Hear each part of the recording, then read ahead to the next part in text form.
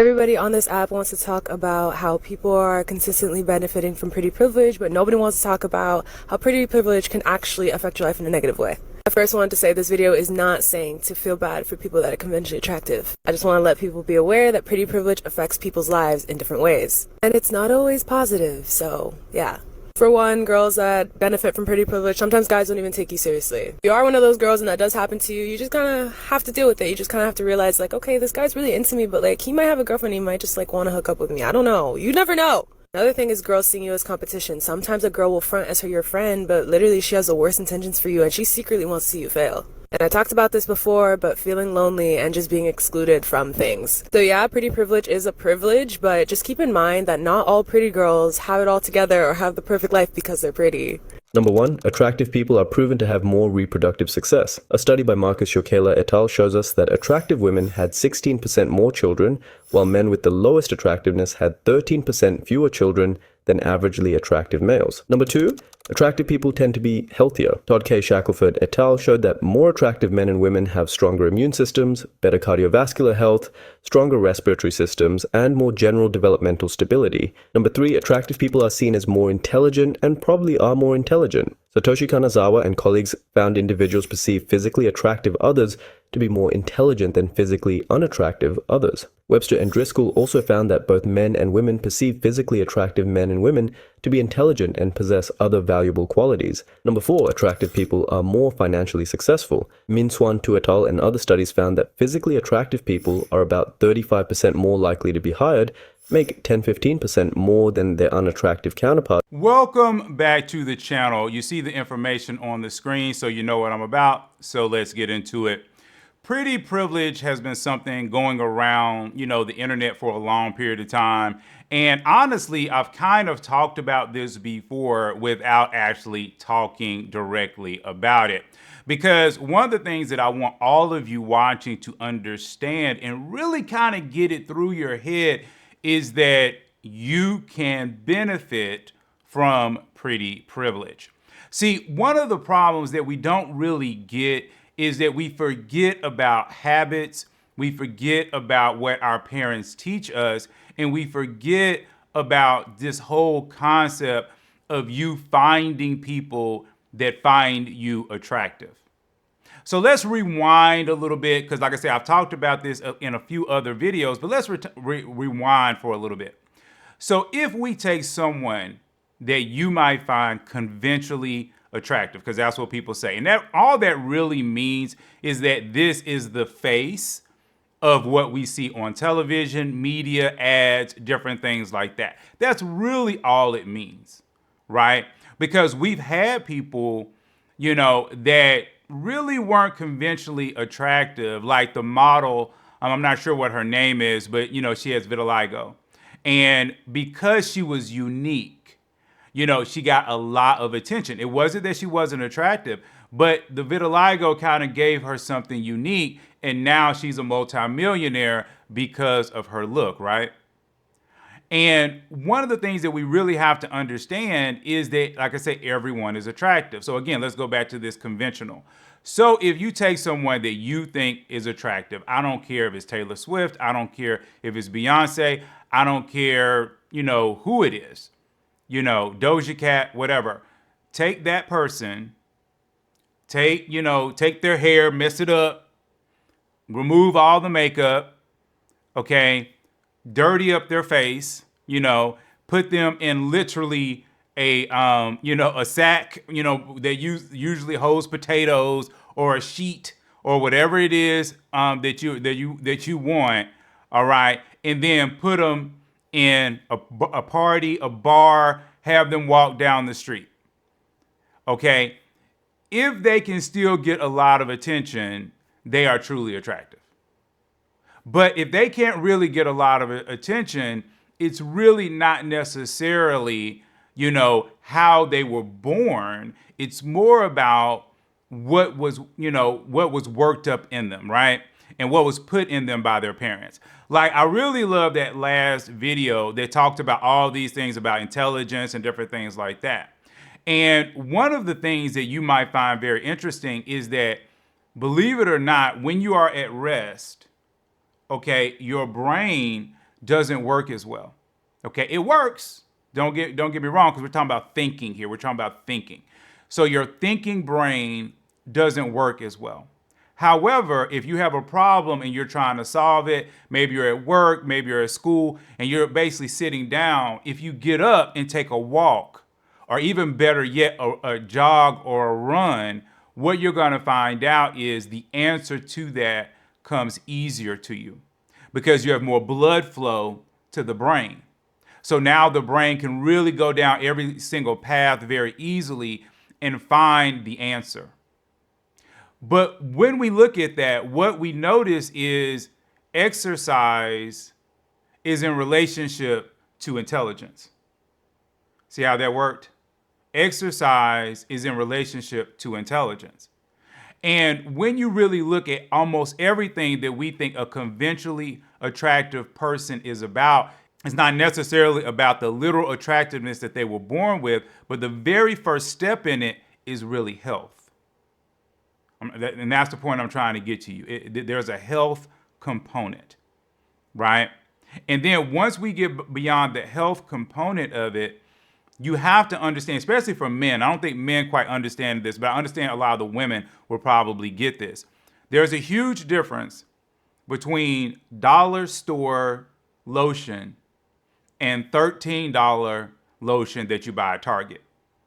There's a huge difference between cleaning products like just picking up a bar of Ivory soap and washing your face with that as a woman versus getting something with shea butter and all these other types of things that might cost you $6 and $7 a bar, right?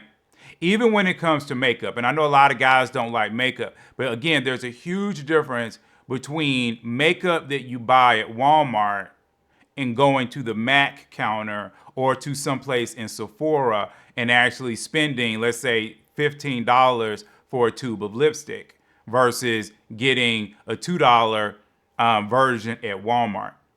These are two totally different products.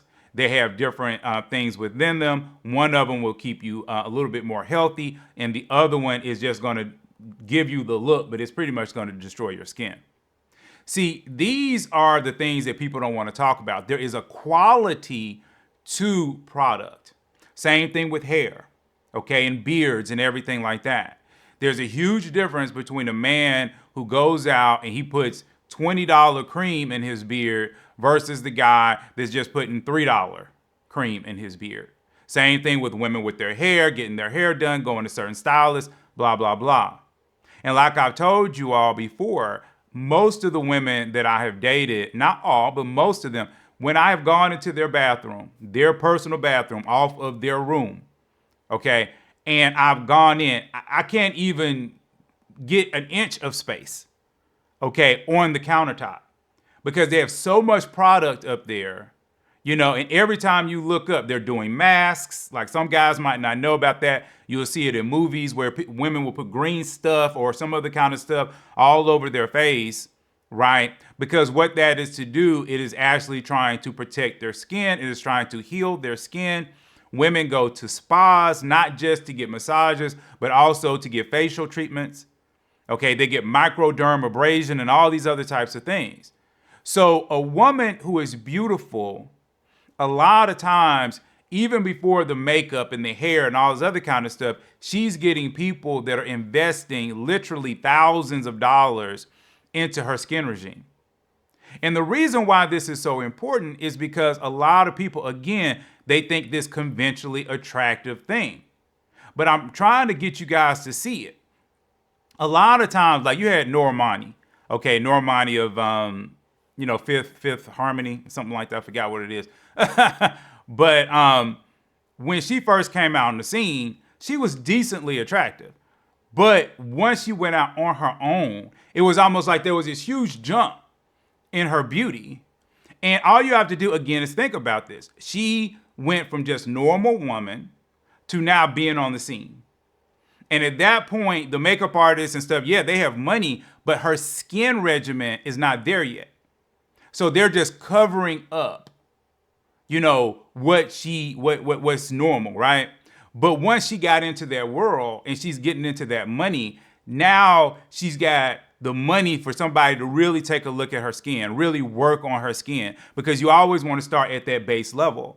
They're working on her hair, trying to figure out, okay, what works for your hair? What's going to pull your hair out? What's going to make your hair grow? And they can put the product in there. And then with her body, she's working with a personal trainer. He can say, well, yeah, because you're trying to get with this audience, we want to take your stomach and get that down, but we really don't want to mess with those hips. We still want them to jiggle a little bit.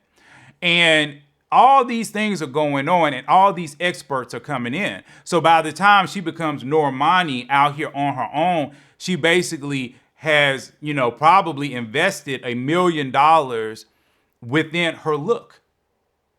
And see, then we say, okay, she's conventionally beautiful. Well, see, you have to understand when a child, and like I said, this happens generally more with girls, but it does happen with boys as well. But as soon as that little girl or little boy is born, really, some parents start to feed that child the keys to becoming beautiful. And then other people, they really don't know, so they don't know what to tell their children, right? You have little boys that grow up, they learn to dress a certain way, they learn to walk a certain way. And again, I'm being transparent. Like when I was in middle school, it was the first time I had ever seen guys wearing like dress slacks, dress shirts, and like a casual dress shoe to school. I had never seen that before. Now, in our modern environment, a lot of the Gen Zers, they do the J's and different things like that. So they have a little bit different style. But back when I was coming up, the prep style, which was basically, kind of halfway dressed up, was the big thing. And see, I didn't know how to dress like that.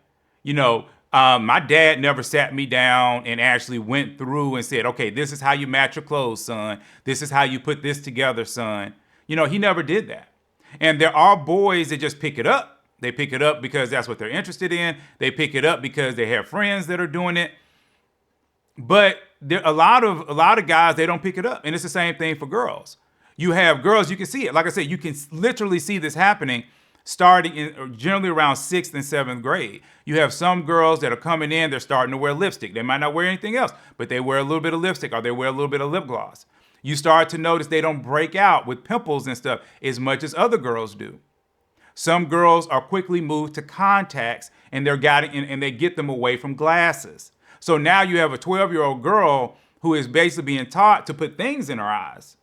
But then you have other girls that stay with the glasses. So the older they get, the more afraid those women get to putting things in their eyes. You have girls that are 13 years old that are getting their nails done. You have girls that are 13 years old that are trained to start to wear heels. So by the time they become 16, they can dance in the heels. They can jump in the heels. They can almost run in the heels. But then you have other women who get their first pair of heels maybe when they're 21, and now they're awkward in the heel. And because they're awkward, they abandon it. See, you have to recognize that beauty is not something that you're 100% born with. What it is, it's more made than it is that you're born. And again, I'll prove it even more. Again, when you go overseas, right?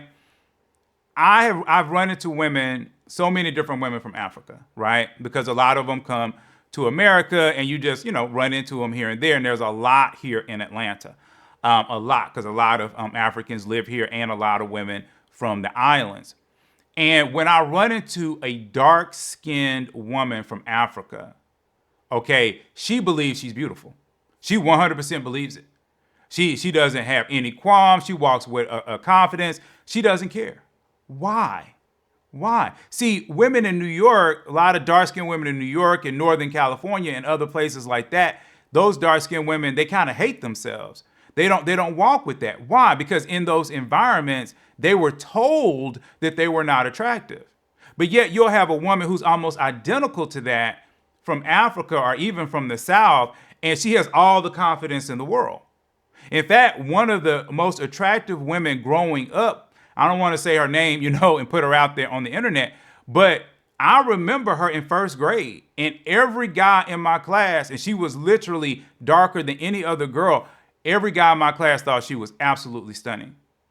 And I remember seeing her later because she went to another school for elementary, but she came back in in junior high. And again, when she came back in junior high, guys were tripping over themselves to talk to her.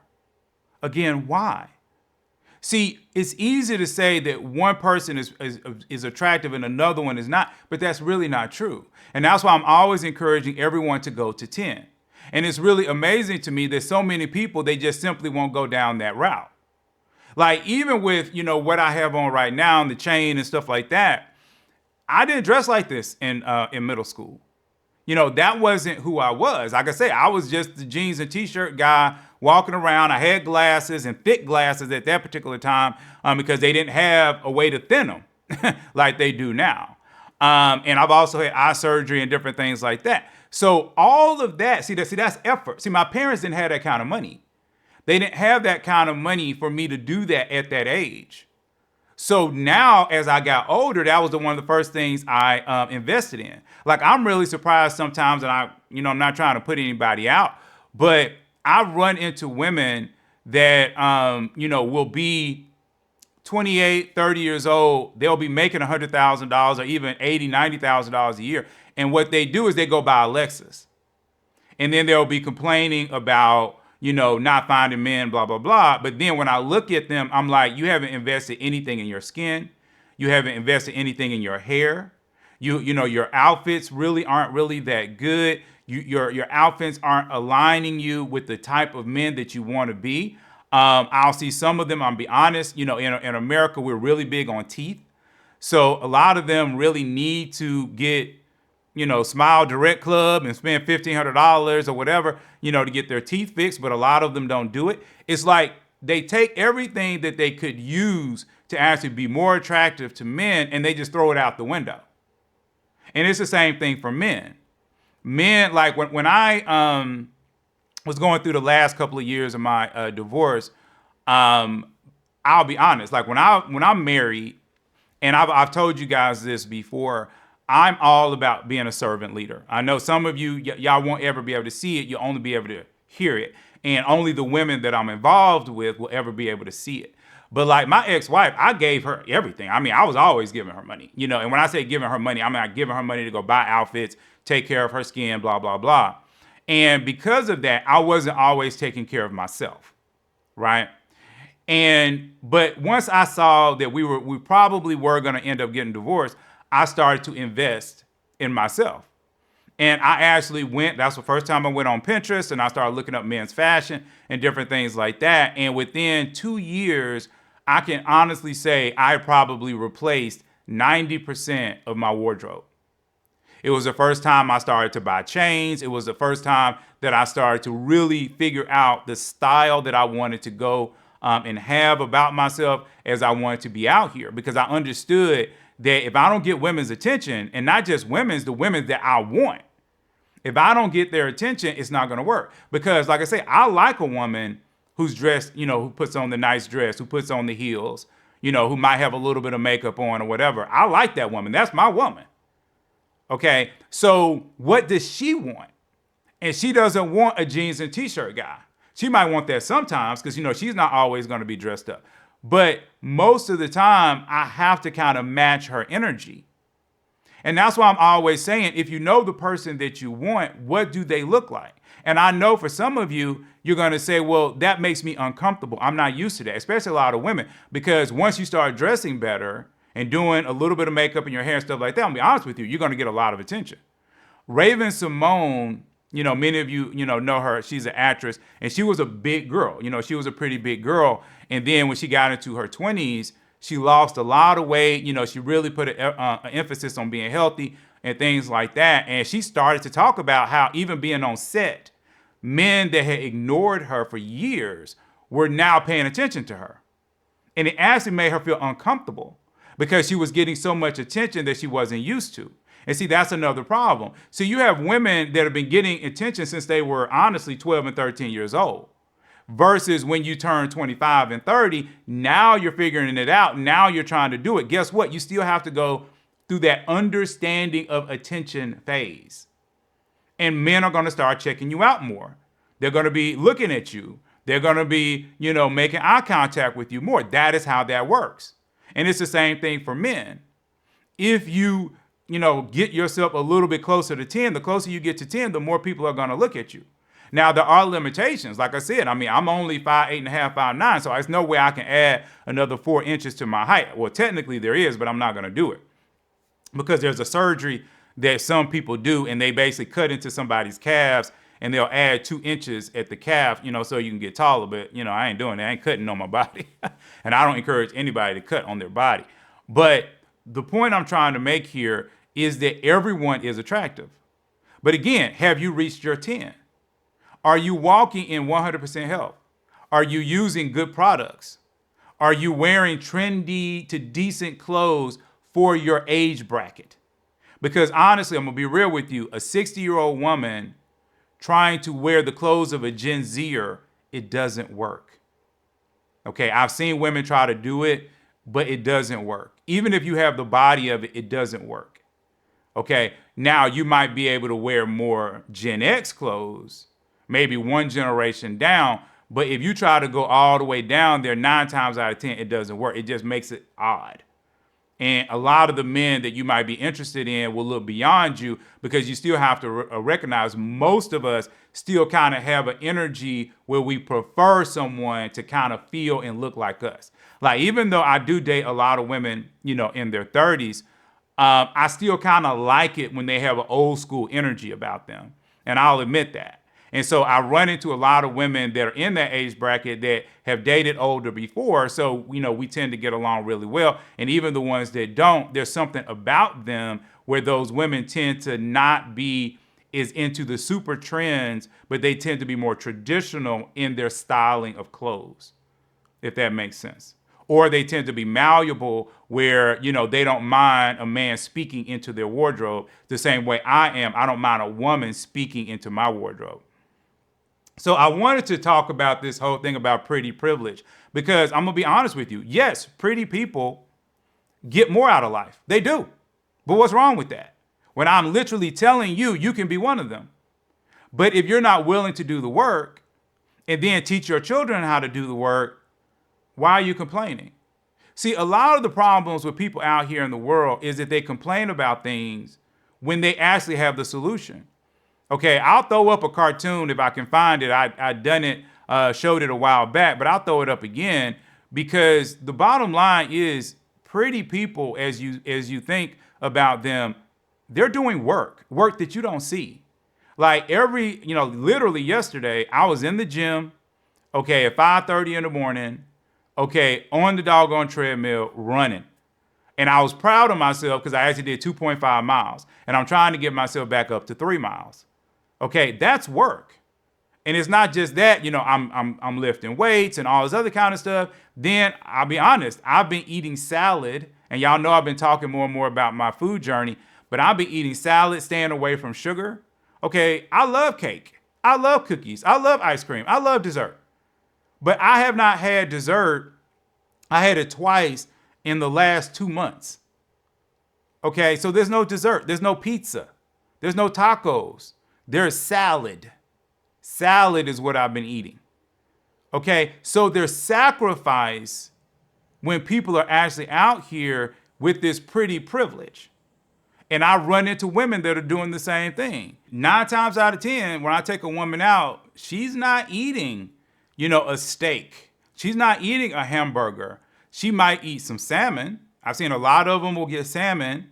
Okay, but most of the time they will eat salad or some other type of small meal. And I'll be honest with you, literally almost 100% of the time, they take at least 30 to 40% of that meal home.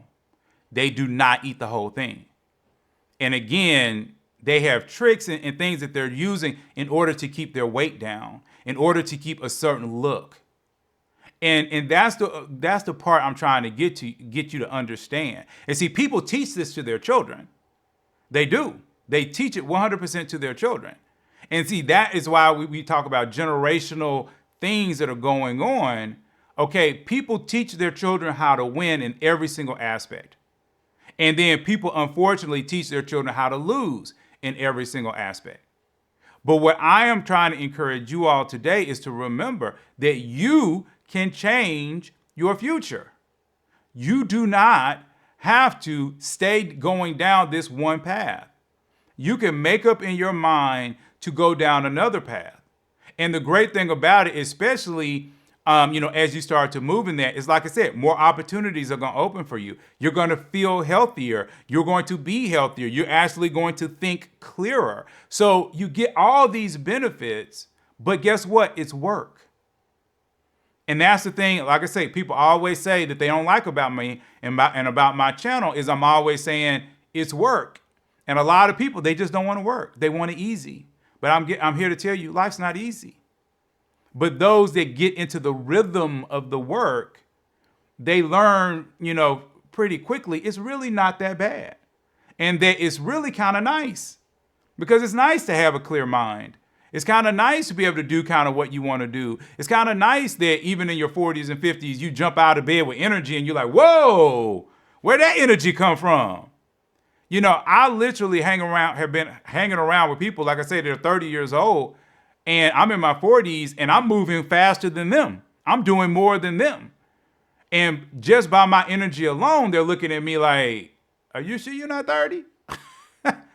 So that's kind of what I'm talking about. Remember, if you want to do membership, there's that join button down there. I would really appreciate, your support. It just allows me to do more things and to connect with you at a deeper level. Also, remember that on October 2nd, go ahead and put that on your calendar at 7 o'clock Eastern, 4 o'clock in California.